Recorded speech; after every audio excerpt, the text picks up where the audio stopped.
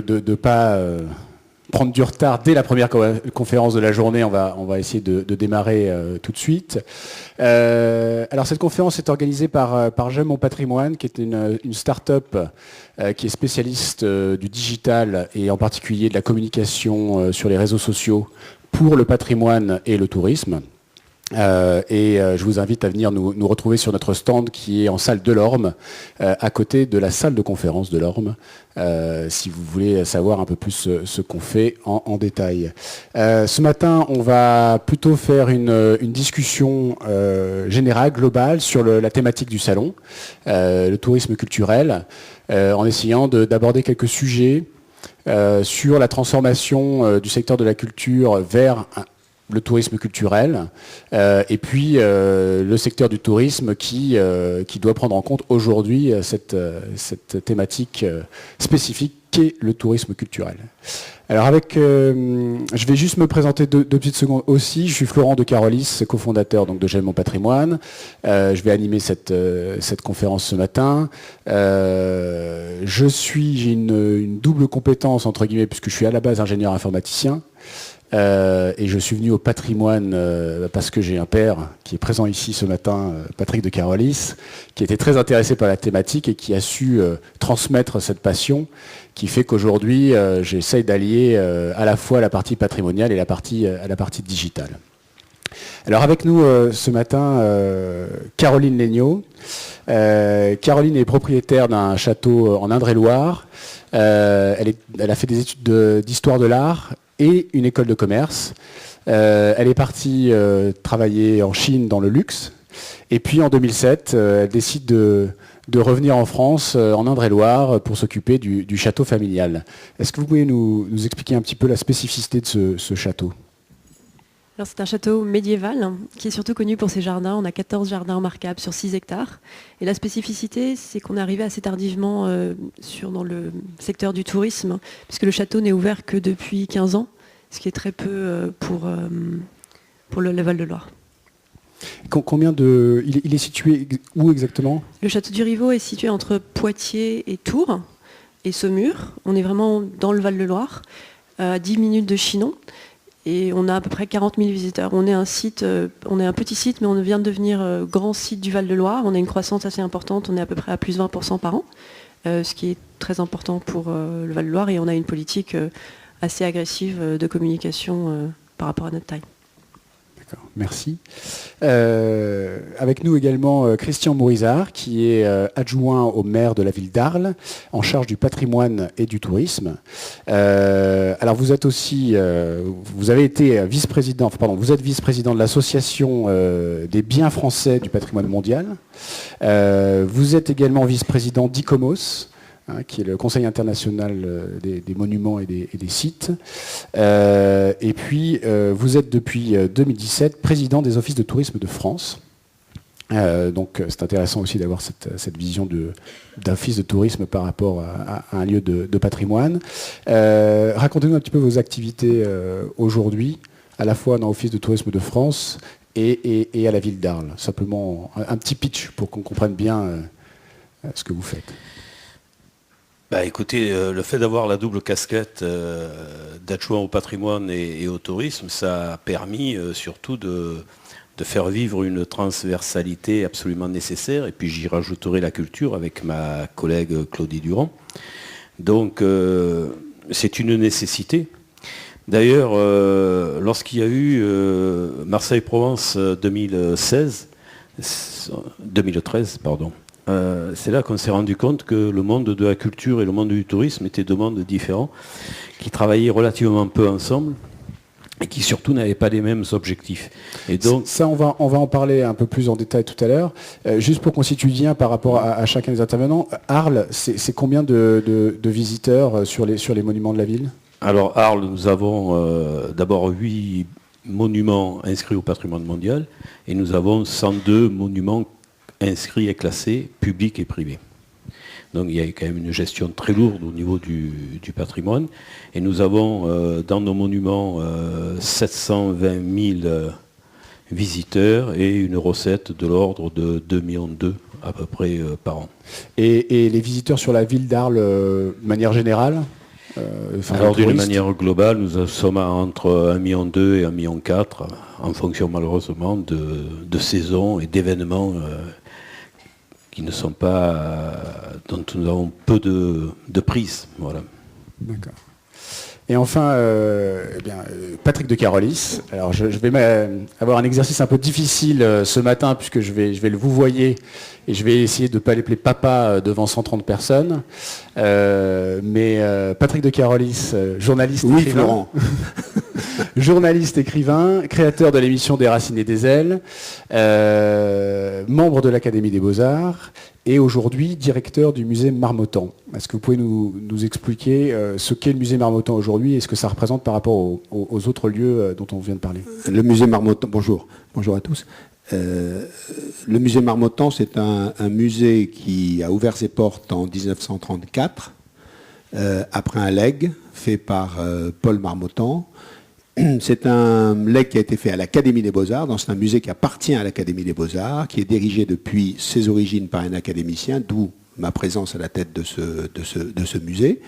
C'est un musée qui c'est un hôtel particulier, c'est un musée maison, que l'on peut comparer à Jacques Marandré, que l'on peut comparer à la Frick Collection de New York, au Wallace Institute à Londres, etc. Donc il fait partie de ces musées maison. Et c'est un musée de collectionneurs, c'est-à-dire qui a son fonds qui a été petit à petit abrité et constitué par des collectionneurs. Et parmi ces deux fonds, nous avons deux premiers fonds mondiaux. Le premier fonds mondial d'œuvres de Claude Monet et le premier fonds mondial d'œuvres de Berthe Morisot. Et ça représente combien de visiteurs sur l'année? Écoutez, cette année, je pense qu'on va dépasser le cap des 350 000 visiteurs. C'est un musée qui a fait un pas de géant, puisqu'il y a 5 ans, il totalisait à peu près 230 240 000 visiteurs. Donc on a progressé de plus de 100 000 visiteurs en 5 ans. D'accord. Donc on voit bien que ce matin, on va essayer de parler de choses un peu génériques sur la culture et le tourisme, mais avec des études de cas qui vont être donc à 3 échelles différentes. Hein. Un lieu, 40 000 visiteurs, un musée parisien, plus de 300 000 visiteurs, et puis une ville avec un patrimoine très important, et puis plus d'1 million de touristes dans l'année. Donc j'espère que ça nous permettra d'avoir une vision un peu transversale des problématiques que soulève aujourd'hui la culture et le tourisme. Alors Monsieur Mourizard en parlait dans sa petite introduction de l'opposition qu'on fait encore aujourd'hui beaucoup entre la culture et le tourisme. Alors je vais d'abord m'adresser à Patrick de Carolis sur le sujet pour avoir une vision un peu d'homme de culture, d'abord avec une vision journalistique sur la problématique. La culture et le tourisme, est-ce que c'est incompatible? Est-ce que c'est en train de devenir quelque chose qui se fond, ou est-ce que c'est un peu peine perdue? Moi, je suis content d'avoir sur scène la présence de Christian, parce qu'il symbolise justement cette passerelle, il l'a dit lui-même, instinctivement, entre le patrimoine et le tourisme. C'est vrai que ces deux univers, ces différents groupes d'acteurs se sont regardés en chien de faïence pendant des années, et qu'aujourd'hui, on comprend l'utilité de l'un et l'utilité de l'autre, à partir du moment où l'un respecte l'autre, les règles de son univers et les règles de l'autre univers. Je m'explique. Le tourisme, c'est d'abord un marché. Ce sont des acteurs qui sont des commerciaux, beaucoup de gestionnaires, beaucoup de gens qui sont en contact avec le client. Les acteurs du patrimoine, ce sont des personnes qui, elles, ont un vécu, ont une histoire, ont un patrimoine justement à conserver, à transmettre. Et donc, c'est pas facile de voir le monde du tourisme comme un allié. Donc l'idée, c'est de ne pas considérer ce marché comme une sorte de dévoiement, comme le diable. Et puis de l'autre côté, quand on est acteur du tourisme, c'est de comprendre que le patrimoine culturel et la culture ne peut pas se résoudre à une équation économique. Certes, la culture, c'est un territoire formidable et un vecteur commercial considérable, notamment pour la France. Certes, c'est créateur d'emplois, certes, ça contribue à l'aménagement du ou des territoires, mais ce n'est pas que ça. Et d'ailleurs, dans tourisme culturel ou patrimoine culturel, il y a le mot culture. Et la culture, qu'est-ce que c'est? Sinon la transmission d'histoires. Et d'histoires qui peuvent être collectives, générales, nationales, ou individuelles, personnelles, singulières, même à travers des savoir-faire, l'histoire de savoir-faire, il y a des hommes et des femmes qui sont derrière. Donc, on transmet des histoires. Et ces histoires-là, la somme de ces histoires-là, qu'est-ce que ça fait? Ça fait une culture générale. Et c'est cette culture générale qui a des vertus. Et ces vertus, on les connaît. C'est partager quelque chose, c'est-à-dire vivre ensemble, se connaître, participer au socle commun. C'est aussi des histoires qui vont nous permettre de nous révéler, parce qu'elles nous ressemblent, parce qu'elles nous rappellent quelque chose, parce qu'elles nous interpellent. Et puis elles vont nous permettre d'avoir cette culture ou ces histoires, une sorte d'autonomie de pensée, qui fait que la culture, à travers ces histoires-là, va nous agréger, soit dans une ville, soit dans un territoire, soit dans une nation, va nous permettre de nous révéler et va nous libérer quelque part. Donc ce sont ces vertus-là qui font que le patrimoine et la culture, c'est d'abord quelque chose qui a du sens. Et que ce sens-là ne peut pas se diluer comme ça, ou s'évaporer dans un marché, parce qu'il y a marché. Et il faut donc trouver une voie médiane entre comment faire en sorte que ce sens-là soit popularisé, et donc faire en sorte que l'on démocratise la culture et les histoires que l'on a à raconter, et que ça soit fait par des acteurs qui en aient conscience. Et voilà, donc je pense que pour qu'il y ait à l'arrivée un mariage heureux, un mariage fécond, et c'est pour ça que je trouve très important que Christian soit avec nous sur ce podium. Justement, vous aviez commencé à nous exposer un cas concret avec Marseille. Dans les faits, est-ce que cette fusion de ces deux mondes-là, comment elle s'opère aujourd'hui? Quelles sont les difficultés qu'on rencontre dans cette synergie qu'on essaie de mettre en place entre les acteurs de la culture, du patrimoine et les acteurs du tourisme? En fait, comme disait Patrick, il y a cette histoire à raconter, et je pense que le rôle de l'élu, c'est celui qui a quand même la capacité de décider en s'appuyant sur les compétences des uns et des autres dans leur secteur qui leur sont propres, c'est-à-dire à la fois culture, tourisme et patrimoine, puisque à Arles, nous avons cette trilogie qui existe d'ailleurs depuis très très longtemps, d'une politique de mise en valeur de ce patrimoine, et par des manifestations culturelles comme les rencontres de la photo, ou d'autres manifestations autour de la tradition, de l'environnement, etc.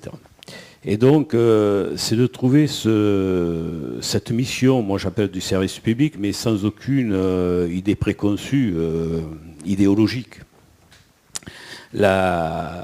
Cette notion de service public, c'est en partie ce que vient de dire Patrick, c'est comment on remplit notre mission à la fois de préservation, de conservation, de médiation et d'animation de notre patrimoine, ou à travers les manifestations culturelles. Et donc, je dirais, il y a le contenu et le contenant. Le contenu, c'est ce qui a été dit, c'est-à-dire comment, au-delà de nos publics, de différentes générations, sensibiliser nos populations, et d'abord nos propres concitoyens, avant de s'adresser d'ailleurs à des concitoyens extérieurs, hein, que l'on peut appeler après touristes, clients, etc., etc. Mais il y a déjà cette appropriation locale du bien, ce qui est très important. Et entre autres, le service pédagogique de notre service du patrimoine, c'est à peu près 5000 personnes, depuis la maternelle jusqu'aux adultes, qui passent entre les mains de notre service pédagogique. Et je ne compte pas les 25 000 personnes des Journées européennes du patrimoine qui participent aux différentes animations. Donc ça, c'est quelque chose déjà de très important, cette sensibilisation. Parce qu'il ne faut pas justement qu'il y ait ce heurt en disant, et dans un monde particulièrement difficile, Arles est une ville pauvre, où plus de 40% de gens ne paient pas d'impôts sur le revenu. Donc on comprendrait mal qu'on puisse investir des millions d'euros, comme on l'a fait dans le cadre du plan patrimoine antique, qui avait été porté par Michel Bauzel et par Lionel Jospin, quand il y avait eu un SIAT à Arles en 1998, où ils ont lancé cette opération de plus de 100 millions d'euros, et dont nous en avons été bien sûr bénéficiaires en grande majorité, puisqu'on a récupéré à peu près 33 millions d'euros. Et je me souviens que notre budget à l'époque d'investissement sur le patrimoine était de moins de 1% sur l'ensemble du budget de fonctionnement de la ville, et on est passé à 27%. C'est énorme dans le fonctionnement, dans l'investissement, dans le budget d'investissement, pardon. Pas de fonctionnement, de budget d'investissement. Donc il faut expliciter cela à nos concitoyens quand vous avez d'autres problématiques et d'autres besoins. Donc ce que vous êtes en train de dire, c'est que la problématique de la culture, du patrimoine, la confrontation n'est même pas forcément que par rapport à la problématique touristique, mais aussi à la problématique économique globale que peuvent rencontrer les collectivités finalement. Absolument. Mais à ce moment-là intervient un autre paramètre qui a été évoqué, c'est le levier économique. Il y a eu une conférence hier sur les industries culturelles à Arles. Il y a plus de 80 entreprises qui travaillent autour de la culture et du patrimoine. Donc ça aussi, c'est une réalité. Mais ce n'est pas venu d'un coup de baguette magique parce qu'on a décidé un jour de faire du patrimoine. Je rappelle pour l'histoire quand même que le premier monument classé à Arles, c'est l'amphithéâtre. Il a été classé par Prosper Mérimée en 1840. Donc c'est une politique qui s'inscrit quand même dans le temps. Et je souris aujourd'hui quand je vois le nombre de demandes sur la liste indicative d'inscription au patrimoine mondial de l'humanité. C'est parce qu'un certain nombre d'élus ont découvert comme ça qu'il y avait un label et qui surtout était le jackpot, puisque, mettons, lorsque Albi a été classé au patrimoine mondial, d'une année sur l'autre, ils ont fait plus de 25% de visiteurs. Donc, ça interpelle l'élu, mais je ne pense pas qu'on puisse instaurer du jour au lendemain une destination touristique, pas plus que... il faut que les choses s'inscrivent dans le temps. Peut-être qu'on évoquera le phénomène des marques aussi, et on rejoint aussi ce phénomène-là.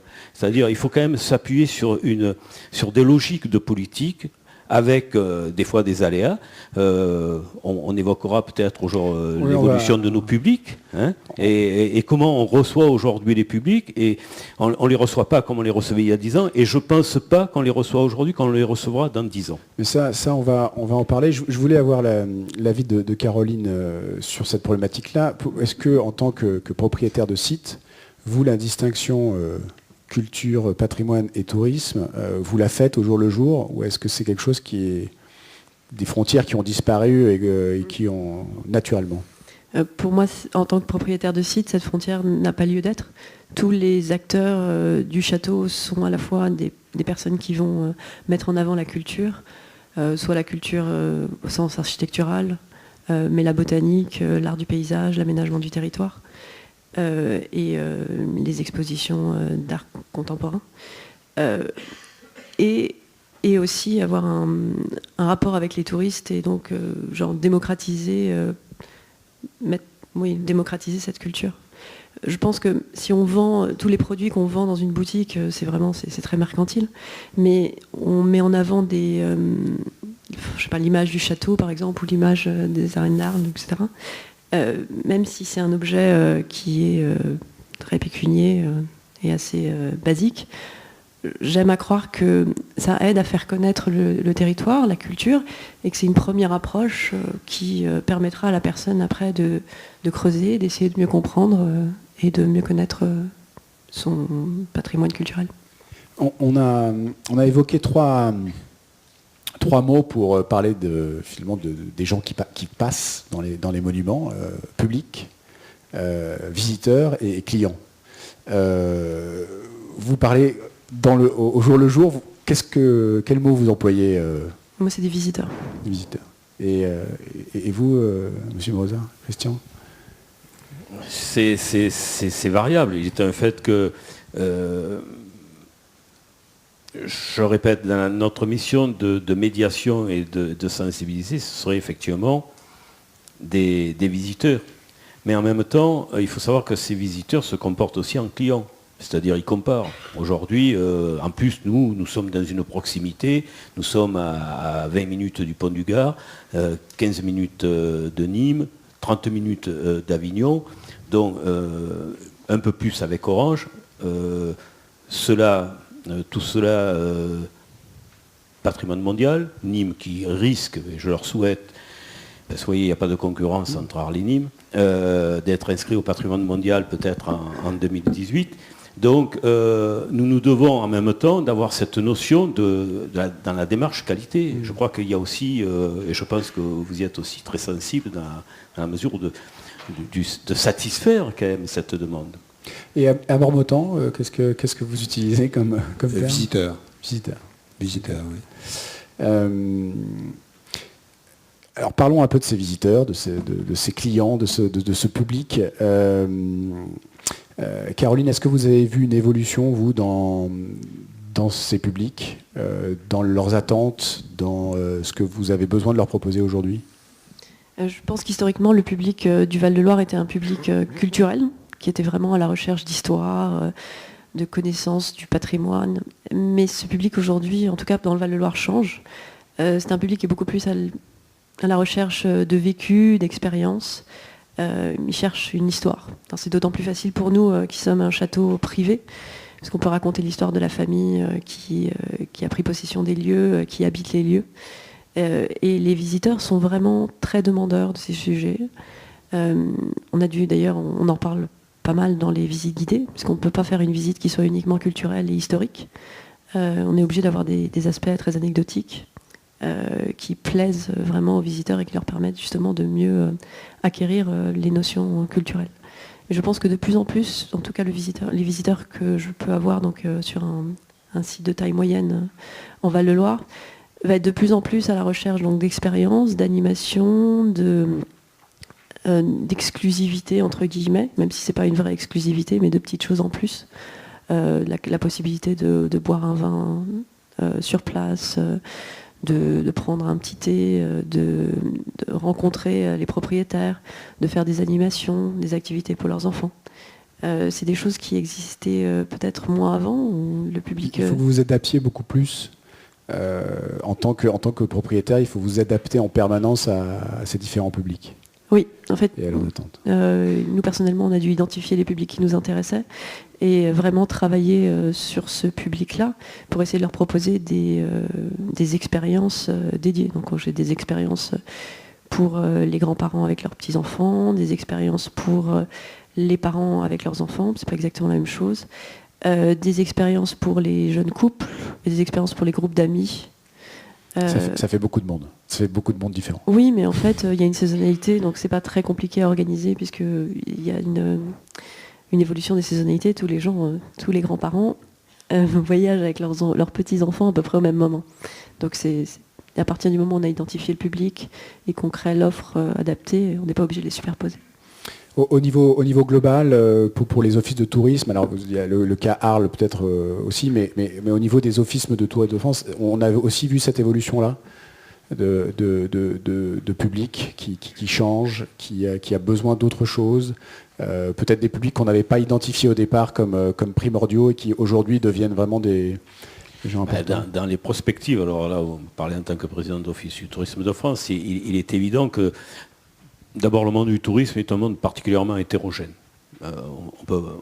Et je l'ai vu dans l'application de la loi NOTRe et du transfert des compétences. Il est un fait qu'en fonction déjà des régions, des territoires, des projets de territoire, de la conception politique du développement touristique de ce territoire, autant d'hommes, autant d'approches différentes. Et il n'y a pas de recette miracle là-dessus. je dirais que l'évolution en général de nos publics, il est un fait que lorsque vous recevez un public japonais, c'est totalement différent par rapport à un public anglo-saxon. Et vice-versa. La clientèle, mettons, régionale et la clientèle nationale est aussi un autre type de clientèle. Et là, vous voyez, je parle de clients, je ne parle plus de visiteurs. Parce que leur demande n'est pas la même, l'approche n'est pas la même. Nous sommes quand même aussi sur une évolution énorme. Alors là, qui est un constat, je dirais, national, c'est-à-dire des séjours de plus en plus courts, mais de plus en plus nombreux, à répétition. Nous, on le voit à Arles. La moyenne est très faible, on est sur un 2, un 3 de séjours, mais des gens qui viennent 3-4 fois sur Arles, et en particulier, je dirais, une clientèle régionale qui est du delta de Lyon, Menton, Perpignan. Donc ça, c'est, je dirais, passez-moi l'expression, notre fonds de commerce. Et heureusement, parce que dans les périodes parfois un peu difficiles, nous avons quand même une clientèle pérenne, c'est-à-dire qui représente à peu près 50% de notre clientèle globale. Après, il y a 25% d'une clientèle nationale et 25% d'une clientèle internationale, qui est très fluctuante au niveau de, malheureusement, par rapport à certains événements. Nous avons eu des contre-coups quand il s'est passé des événements à New York en 2001. Nous avons eu des contre-coups avec les Japonais lorsqu'il y a eu l'affaire de la centrale qui s'est produite. Et bien sûr, tout ça a fait des impacts. En même temps, il y a aussi une évolution de nos publics. Mettons, notre public japonais, par rapport à des campagnes de promotion que l'on faisait autour de Van Gogh, venait que pour Van Gogh à Arles, parce qu'à Arles, il y a aussi Van Gogh. Bon. Ben oui, on est relativement bien pourvus. On fait beaucoup de jaloux, mais c'est comme ça, il y a aussi Van Gogh. Bon.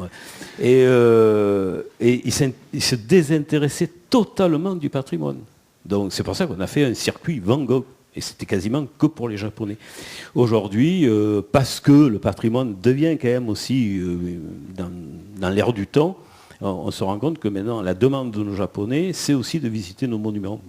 On le sait pourquoi, parce qu'il faut appel à nos guides conférenciers. Hein. Donc, là aussi, on a comme ça des repères et de savoir quelles sont les fréquentations. Nos Italiens, c'est la Camargue. Et je pourrais faire des choses très spécifiques comme ça dans les habitudes. Par contre, et je ne veux pas être trop long, mais dans le cadre du travail de promotion à l'international avec Atout France et avec les comités régionaux de tourisme ou les agences départementales, effectivement, on essaie quand même aussi de cibler au mieux les clientèles internationales sur lesquelles nous sommes en déficit. Alors actuellement, mettons, on travaille énormément sur l'Asie et l'Inde, en particulier Corée du Sud et l'Inde. Sur les publics,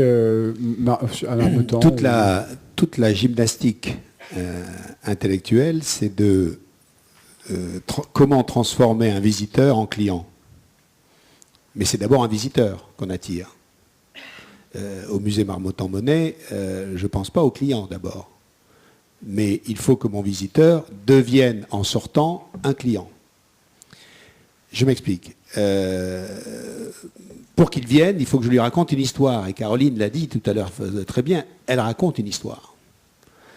Et cette histoire-là, elle est une histoire particulière que le voisin ne va pas pouvoir raconter. Orsay, qui a des tableaux impressionnistes, ne peut pas raconter la même histoire que Marmottan-Monet, qui a le premier fond de Claude Monet. Ce n'est pas la même histoire. Et pourtant, on a des tableaux qui font partie, qui ont été peints par le même artiste.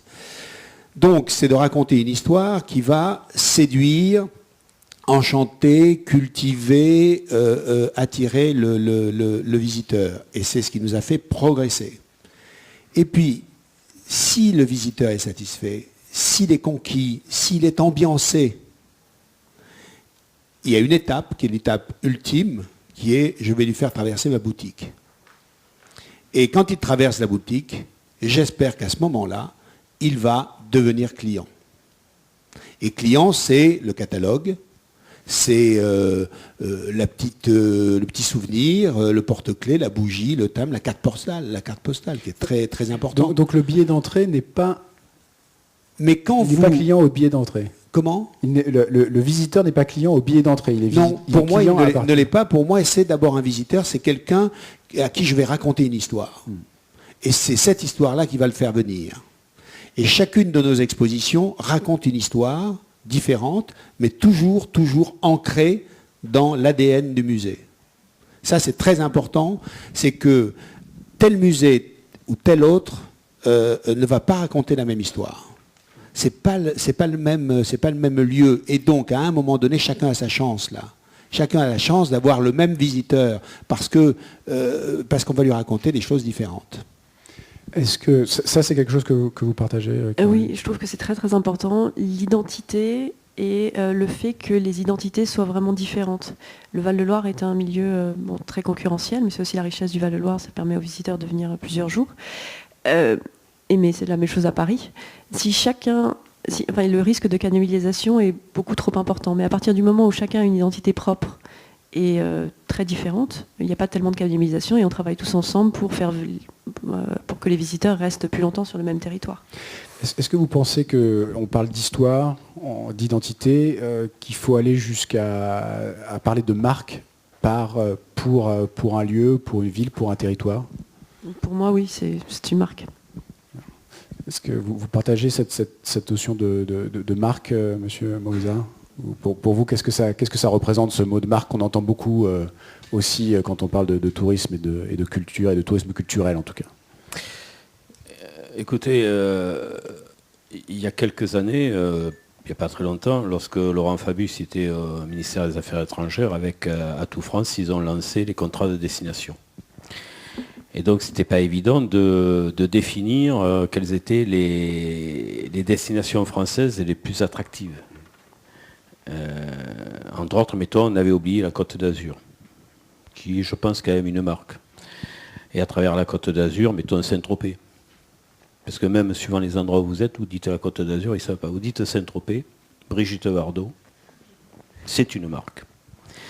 Même pour le provençal que je suis, la Provence, c'est moins que Marseille.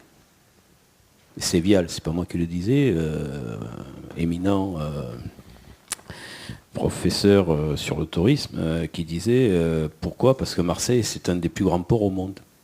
Et donc les ports sont connus. Vous allez à Shanghai, vous dites Marseille, ils savent ce que c'est Marseille. Vous dites la Provence, ils vous regardent avec des yeux comme ça. Bon. Dans la marque, aujourd'hui, la mode, c'est qu'on pense que la marque, c'est le mot magique. Mais pareil, comme une destination touristique, une marque, c'est aussi une histoire. C'est-à-dire, ça évoque quelque chose. C'est pas la Madeleine de Proust, mais quelque part, il faut que dans l'inconscient, lorsque vous dites un mot, une ville, ça évoque quelque chose. Et donc, tout le travail que l'on a aujourd'hui, et tout un chacun pense qu'on est le nombril du monde. Hein. Moi, je l'ai vu avec toujours cette fameuse loi NOTRe sur les transferts de compétences, où il y a eu énormément de réticence de travailler ensemble. Voilà. Parce que chacun essaie d'exister, voilà, en tout cas de garder son identité propre. Une marque, vous avez des grandes villes comme Lyon qui aujourd'hui a fait une marque, et même Saint-Étienne, pourtant vu l'antagonisme qu'il y a entre Lyon et Saint-Étienne, Saint-Étienne qui est la ville du design. C'est associé à la marque pour être connu. Donc vous voyez, je pense que ce qu'on appelle vulgairement les têtes de gondole en tourisme, hein, il faut mieux s'appuyer sur la tête de gondole et s'agréger à la tête de gondole plutôt que de se différencier de la tête de gondole, dans la mesure où le travail que vous devez faire dans la reconnaissance de ce que vous êtes est énorme. Et aujourd'hui, c'est ce qui se passe. Il faut savoir mettre le curseur au bon endroit et accepter Absolument. un moment qu'en termes de visibilité, même si on a son identité propre, on a des gens qui ont une reconnaissance plus grande et qu'on peut s'en servir. Je crois que vous oui, pour réagir à ce que disait Christian, mais moi je pense que la Provence est une marque. Mais j'ai jamais dit le contraire. Voilà. Attention, on rentre dans les débats. La Provence est une sacrée marque, hein, parce que moi j'ai écrit des livres et j'ai écrit mon premier roman historique, c'était Les Demoiselles de Provence. Et pourtant ces demoiselles-là, qui sont effectivement des Provençales. C'était les filles du comte Raymond Béranger V, mais je n'ai pas mis les filles du comte Raymond Béranger V comme titre. J'ai mis les Demoiselles de Provence. Et c'est ce qui a fait que ce livre est devenu un best-seller. J'en ai écrit un autre qui s'appelle La Dame du Palatin. Et la Dame du Palatin, c'est une Arlésienne qui est née à Arles en l'an 26 et qui va avoir un destin hors norme, puisqu'elle est fille à la fois d'un mélange de Narbonnaise, c'est sa mère, et de Romain par son père, Paulina Pompeius. Et elle va avoir un destin hors norme, c'est qu'elle va se marier à Sénèque, le philosophe Sénèque. Et elle va vivre 14 ans à Rome après. Personne à Arles ne vous parle de Paulina. Ce n'est pas une héroïne arlésienne. Et le tort que j'ai eu, et le bouquin s'est bien vendu, mais le tort que j'ai eu, c'est de dire la Dame du Palatin. J'aurais dit la dame d'Arles, ou la dame... J'ai utilisé une marque, j'ai utilisé une image. Là, on ne sait pas ce que c'est, la Dame du Palatin. Bon, c'est une romaine. Ben, vous voyez, donc la force du mot, la force de l'image est très importante. Pourquoi? Parce que une image, une marque, c'est né d'une culture, c'est né d'un positionnement, soit un produit, soit une maison, une institution. Et donc ça a développé quelque chose, un ADN, et puis ça a envoyé comme un jet d'encre dans l'esprit des gens, une image. Voilà ce que nous sommes. Et pour que cette image soit toujours aussi forte et toujours aussi vivante, il faut à la fois entretenir cette imagerie populaire et en même temps challenger cette imagerie populaire, parce que sinon elle vieillit et elle meurt. Sur le Val-de-Loire, il y a aussi ce système un petit peu de créneau. Il y a l'histoire et l'identité du Rivaux, il y a Chinon qui est à côté, il y a la Touraine, il y a le Val-de-Loire. Comment est-ce que vous essayez de travailler avec finalement toutes ces marques à forte, qui ont des forces un peu différentes, mais est-ce que vous les utilisez? Est-ce que vous essayez de naviguer entre ces différentes entités? Nous, on utilise surtout Val-de-Loire, donc pour faire venir les visiteurs sur la région, et après, on va essayer de se différencier une fois que les visiteurs sont sur la région. Mais c'est vrai qu'au départ, il faut parler du Val-de-Loire, et quand je veux faire venir des visiteurs aux Rivaux, je vais d'abord leur parler de tout le territoire. Et c'est ça qui va les faire venir, parce qu'ils ne vont pas venir uniquement pour un seul site, si beau et si grand soit-il. D'accord. Donc d'abord on les fait venir dans le territoire. Donc il y a une idée de promotion du territoire. Dans sa globalité. Et dans sa globalité. Tout à et fait. sur son identité. Et après travailler la différenciation au sein du territoire. Quels sont les acteurs avec lesquels vous travaillez justement pour faire venir vos visiteurs sur quelle collectivité, entité, on a parlé à Tout France, vous appuyez pour faire venir ces visiteurs en Val-de-Loire, puis jusqu'aux Rivaux? Le Centre régional du tourisme travaille sur les marchés lointains, et donc on fait souvent des représentations avec le CRT donc pour aller chercher des visiteurs lointains. Moi, j'ai la chance de parler pas mal de langues étrangères, donc puisque la représentation du territoire dans la langue de la personne qu'on va chercher est pour moi capitale. Après, les ADT vont faire des promotions plus locales ou européennes. Et après, on va travailler avec certains acteurs, qui soient institutionnels ou privés, en fonction des secteurs de marché. Donc, je vais travailler avec Chaumont sur des problématiques jardins, avec Chinon, qui appartient au conseil départemental, pour faire venir... La forteresse royale. La forteresse royale de Chinon. Pour faire venir les gens sur mon territoire vraiment de proximité, pour proposer des offres à la journée. Mais je peux travailler aussi avec le Puy du Fou pour faire venir des Anglais, des choses comme ça. Et au niveau des offices de tourisme, est-ce que c'est chaque office de tourisme qui doit aller chercher ses visiteurs ou là aussi vous vous appuyez sur d'autres entités? La structure du tourisme en France, elle est relativement simple, si on peut dire. Vous avez la promotion internationale CA Tout France, avec un certain budget, je crois de l'ordre de 150 millions d'euros. Et puis après, vous avez, comme cela a été évoqué, les comités régionaux de tourisme, et les agences départementales de tourisme, puis les offices du tourisme. Il est un fait que tout le monde n'est pas égaux, que ce soit au niveau régional, au niveau départemental, et en plus au niveau, je dirais aujourd'hui, communauté d'agglo, communauté urbaine. Le premier travail, c'est de définir des schémas de promotion, et cela incombe aux comités régionaux de tourisme. Alors je ne rentrerai pas dans la querelle département-région de savoir qui c'est qui a le leadership du tourisme entre les deux. Je pense que là aussi, au-delà des égos des individus et des hommes politiques, nous manquons peut-être parfois un peu de pragmatisme et de rationalisme. Ce serait une excellente chose que l'on mette d'abord l'intérêt général en avant, puis après les intérêts particuliers un peu en retour. Bon, c'est ainsi. Il n'empêche que, et c'est pour ça d'ailleurs que dans la région Provence, fort connue des Parisiens en général, nous avons 2 comités régionaux de tourisme. On est la seule région où il y a 2 comités régionaux de tourisme, c'est-à-dire l'un qui est basé sur Marseille et l'autre sur Nice, parce que là, nous avons des entités fortes touristiques. C'est-à-dire aujourd'hui, Marseille est devenu quasiment le premier port de croisiériste en France. C'est-à-dire, à défaut de rester un port commercial, ils sont à 1,5 million de croisiéristes, et je pense que dans les 5 ans à venir, ils seront à plus de 3 millions de croisiéristes. Donc c'est quand même une clientèle. Un public particulier aussi. Un public, alors là on peut parler vraiment de... On va pas rentrer dans les détails. Avec les croisiéristes d'ailleurs qui misent de plus en plus sur la culture. Absolument. Et qui offrent des croisières de plus en plus nombreuses sur des croisières culturelles.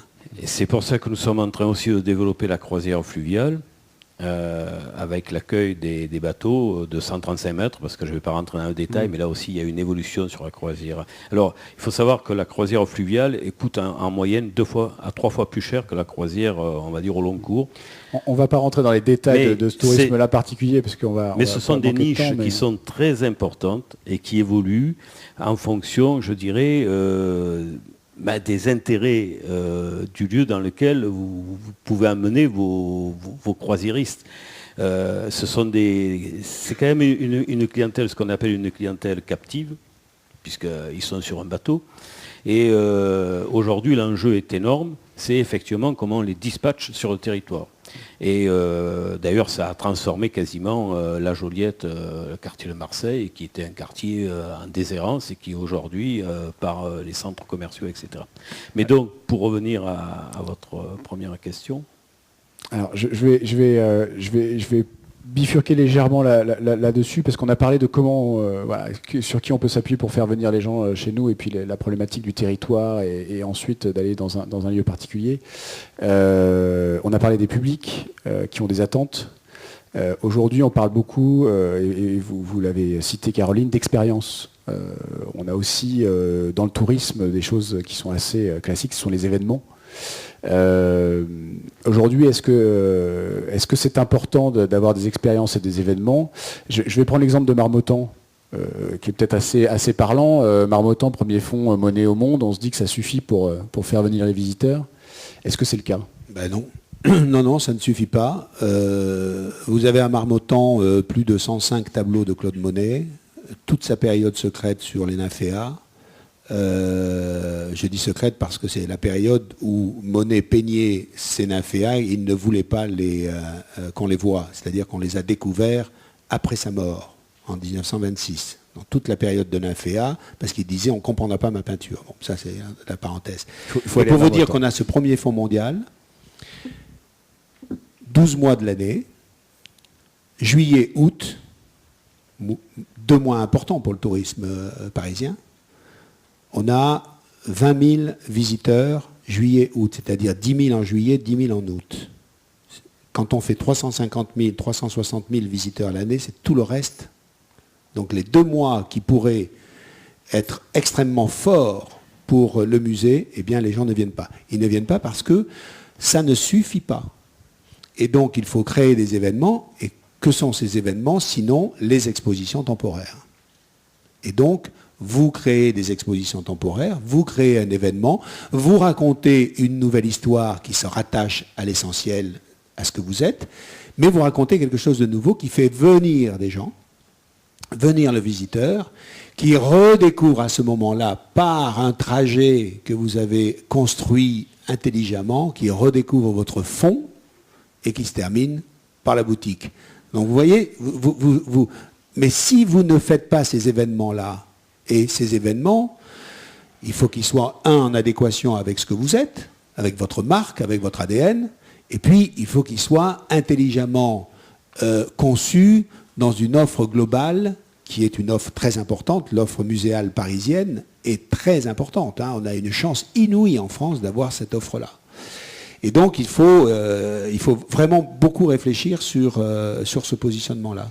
Alors là, on a deux gros événements par an. Au Rivos, c'est combien d'événements sur l'année ? On a 5 événements par an. Donc ce qui est énorme pour notre taille. Mais c'est vrai que les événements sont très importants pour nous comme vecteur de communication. Ça permet de relancer les publics, de les intéresser à une problématique un peu différente. Au Château du Rivaux, on a vraiment 3 approches un peu différentes. Donc c'est à la fois l'architecture du château, et le côté conte de fées sur le château, un peu qui évoque les contes et légendes, l'art contemporain, et le jardin avec toutes les floraisons qui permettent d'avoir beaucoup d'actualité. C'est quel type d'événement que vous faites ? Déjà, est-ce que les événements dépendent du public que vous cherchez à avoir pendant telle ou telle saison ? Et ensuite, c'est quel type d'événement vous faites ? Alors, on a 3 types d'événements. On a des événements type fête de plantes, qui touchent vraiment les gens qui aiment les jardins, et le public local. Des événements très grand public. On fait des joutes équestres, des combats de chevaliers en armure. C'est très, très populaire. Pendant les vacances de juillet-août. Et on fait des événements qui sont art contemporain. On fait des expositions d'art contemporain tous les ans, qui sont avec des artistes vivants qui prennent possession du lieu et qui vont réinterpréter l'univers du château ou réinterpréter une thématique qu'on a choisie, ce qui permet de faire vivre le château et faire revivre, entre guillemets, ce que les propriétaires de châteaux faisaient à l'époque de la Renaissance, des commandes. Et ça veut dire que ça vous permet de faire venir des publics différents. Est-ce que ça vous permet aussi de faire revenir le public de temps en temps au château ou pas encore ? Ah oui, on a beaucoup de gens qui reviennent plusieurs fois par an. Parce qu'il y a des événements. Parce qu'il y a quelque chose de nouveau à proposer. Parce qu'il y a des événements et aussi à cause des floraisons qui changent énormément l'aspect général des jardins. D'accord. Donc là, le côté jardin permet une actualité un peu permanente des choses. Et on a fait aussi un événement pour la première année, qui est un événement qui touche un public un peu différent, un public plus jeune, avec une fête dans le château. D'accord. Un bal, c'est ça.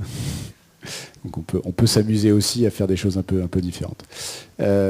Sur Arles, quels sont les gros événements qui aujourd'hui n'ont pas été créés d'ailleurs très récemment, puisque la plupart des gros événements d'Arles sont assez anciens, mais ils sont quand même indispensables, je pense, pour la vie. Je pense que dans l'image et dans la marque, les rencontres internationales de la photographie, c'est aujourd'hui un événement marqueur. C'est 30 ans d'existence ? C'est, je crois, un peu plus, 35 ans je crois. Donc 49 ou 50 expositions sur 2 mois. Ils ont dépassé les 100 000 visiteurs cette année. Nous avons aussi des manifestations musicales comme les Suds, 60 000 spectateurs. Nous avons Arelat qui est une semaine sur la romanité, 25 000 visiteurs. Nous avons les 2 férias, Feria de Pâques et Feria des Prémices du Riz, c'est à peu près 400 000 visiteurs sur les 2 manifestations. Nous avons après toutes les manifestations au niveau des musées, des expositions. Il est un fait que le musée archéologique, le musée d'Arles, lorsqu'il y a eu l'Expo César, ça a été 450 000 visiteurs. Aujourd'hui, il y a une exposition qui attire à peu près 120 000 visiteurs, le musée Réatu, avec l'œuvre de Réatu justement. Et puis, en fait, tout au long de l'année, nous travaillons énormément sur la désaisonnalité, animation de nos monuments, où on fait travailler les troupes théâtrales locales, et une troupe qui s'appelle Acta qui fait de la reconstitution, et c'est pas du tout Walt Disney ni le Puy du Fou, c'est une reconstitution réellement authentique, c'est-à-dire que ça n'a jamais existé, ni ça, c'est affabulation hollywoodienne. Et donc, durant toutes les vacances de la Toussaint, de Noël et de février, nous animons l'ensemble de nos monuments, plus bien sûr les animations estivales. Est-ce que c'est un public qui change parce que là, surtout à l'échelle d'une ville, il y a quand même énormément de choses. Mais est-ce que vous sentez aussi que ça fait revenir des gens et que ça fait un peu de cohésion sociale? Est-ce que les gens d'Arles et au niveau régional, ça leur permet de revenir régulièrement sur la ville? On a gardé une culture romaine, c'est-à-dire que pour les Arlésiens, tous les monuments sont gratuits. Voilà. Donc, comme ça, on n'est pas embêté. Il suffit de montrer une pièce d'identité et tous les Arlésiens peuvent accéder à l'ensemble des monuments. Nous avons fait une étude des publics en 2009 et on s'était rendu compte que nous avions un public particulièrement vieillissant, plutôt universitaire d'ailleurs, et malgré une grosse défaillance sur public de famille.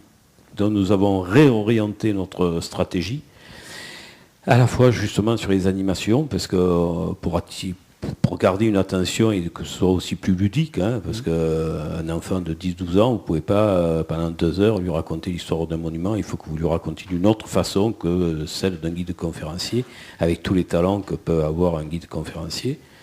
Et donc nous avons donné un autre sens à notre politique, et aussi nous avons totalement changé notre stratégie au niveau de la billetterie. C'est-à-dire nous avons donné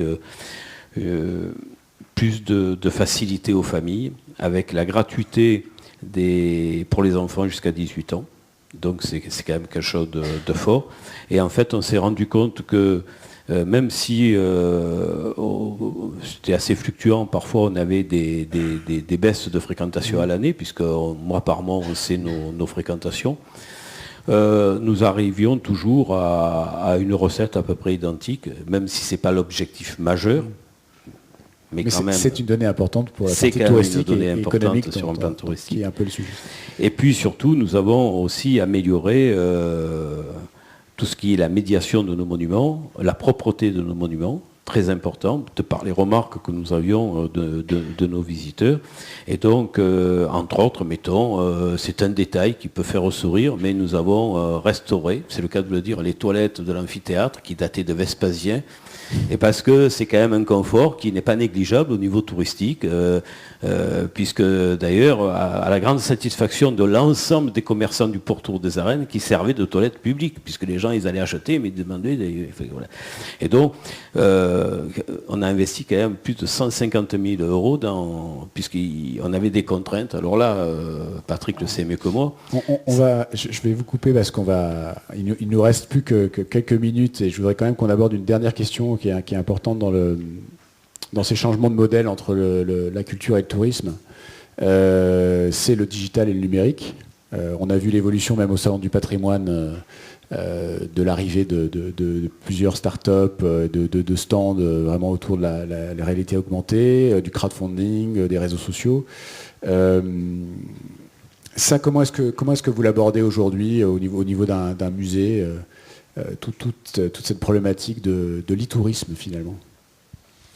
Alors, moi j'ai eu une attitude, j'ai une réflexion générale sur ce sujet-là, et puis une attitude particulière qui est adaptée au musée, qui est un peu différente. Sur le musée, j'ai commencé par dire à mes équipes, attendez, avant de travailler sur l'e-tourisme et la vitrine, on va dire, regardons ce que nous avons déjà en magasin, ce que nous avons déjà dans le musée, qu'est-ce qu'il faut qu'on fasse, réfléchissons sur ce que nous sommes, revisitons l'ensemble. Et parce que si vous faites venir des gens et qu'ils sont déçus, c'est pas une bonne note. Donc d'abord travaillons ce qui l'objet même de ce que nous sommes. Et puis après, regardons ce que nous pouvons faire au niveau du numérique, au niveau de l'e-tourisme. Et là, je me dis que c'est un monde immense, infini.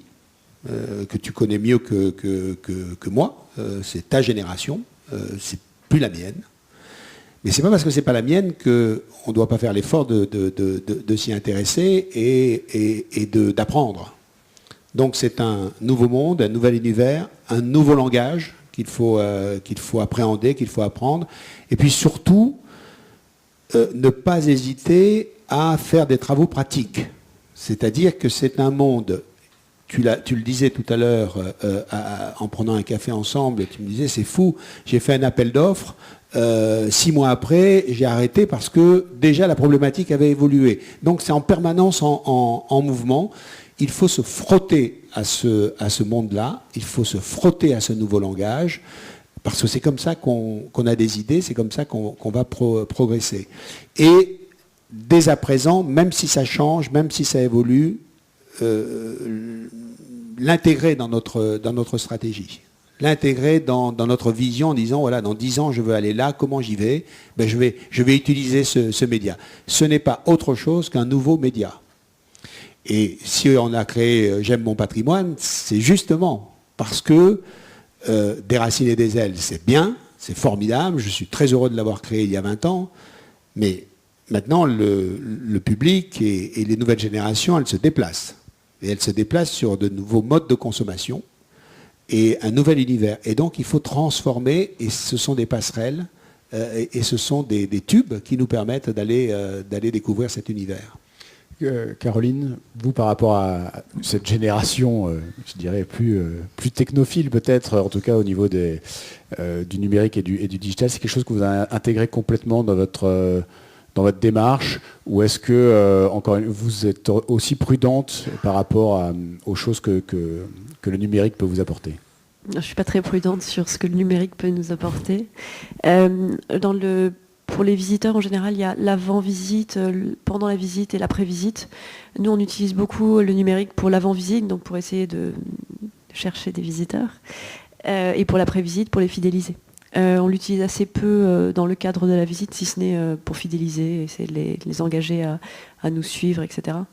Mais ça, c'était un choix qu'on a fait. Mais l'avant-visite et l'après-visite sont très importants au niveau du digital pour nous. Et on a une politique que je veux très organisée, je ne sais pas si c'est le cas, mais très programmée.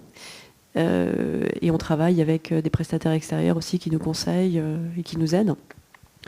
Et je pense que c'est capital aujourd'hui, nous en tout cas comme petit château ou jeune château qui existe dans le Val-de-Loire, le digital est primordial. Est-ce qu'à Arles, vous avez des applications, de la réalité augmentée, ou est-ce que vous avez fait appel, ou est-ce que vous pourriez faire appel à du crowdfunding, par exemple? Est-ce que ça, c'est du financement participatif? Est-ce que c'est des choses... voilà. Pardon d'être faire un peu d'anglicisme. Voilà. Je comprends le provençal, mais ça, je n'arrive pas à comprendre. Non, mais en fait, il y a deux choses. Il y a tous les outils liés à l'amélioration des visites, et la compréhension, la médiation, etc. Donc c'est ce qu'on met à disposition de nos visiteurs. Et puis après, il y a le travail, ce qu'on appelait avant le back-office, de l'Office du tourisme sur la promotion, etc. Il y a quelques jours, j'étais à un congrès à Saint-Tropez, je ne suis pas le plus malheureux, où il y avait l'évolution de l'Office du tourisme de demain et la prospective. On se rend compte qu'on parlait de promotion. Aujourd'hui, par les centrales de réservation, 80% des gens qui rentrent sur les centrales de réservation, qui n'ont pas forcément, ou qui avaient une idée de la destination qu'ils allaient choisir, quand ils ont fini de choisir la destination, ce n'était pas celle qu'ils avaient choisie initialement.